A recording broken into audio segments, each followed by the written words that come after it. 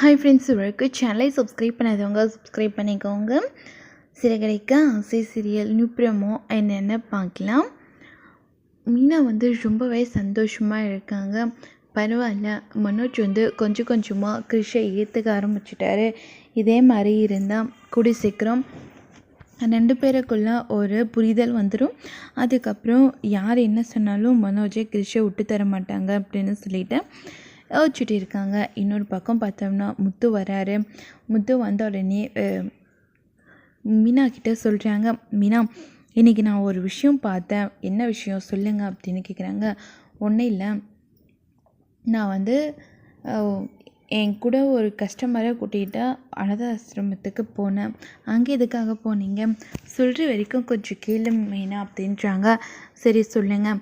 அவங்க அங்கே ஒரு பொண்ணை அவங்க தத்தெடுத்தாங்க. தத்தெடுக்கும் போது தான் எனக்கும் ஒரு யோசனை வந்துச்சு. நாம் ஏன் கிருஷை தத்தெடுக்கக்கூடாது? அவனை தத்தெடுத்து நம்ம வளர்த்தா இன்னும் அவன் ஹாப்பியாக இருப்பான்ல. இதுக்கு நீ கூட வந்தீன்னா அவனுக்கு தத்தெடுக்கிறதுக்கு என்னென்னலாம் லெட்டர் வாங்கணுமோ எல்லாமே பார்த்து நம்ம செஞ்சிடலாம் அப்படின்றாங்க. முடியாது, நான் வரமாட்டேன். யாரை கேட்டு இந்த மாதிரி ஒரு முடிவு எடுத்தீங்க? என்னை ஒரு வார்த்தை கூட நீங்கள் கேட்கவே இல்லை முடிவு எடுக்கும் போது அப்படின்ட்டு ரொம்பவே கோவப்படுறாங்க மீனா. என்ன மீனா, நான் என்ன பண்ணாலும் நல்லதுக்கேன்னு சொல்லுவேன். எப்போனா நீ பாட்டுக்கு எதுவும் ரொம்ப கோவப்படுற அப்படின்னு கேட்குறாங்க. ஆமாம், கோவப்படாமல் என்ன பண்ணுவாங்க? நான் இப்போ கிருஷை தத்தெடுத்துக்கலான்னு சொன்னேன்னா எப்பயாச்சே அப்போல்லாம் நீ சொல்லிட்டு இருப்பல்ல, அதனால தான் கேட்டேன் அப்படின்றாங்க.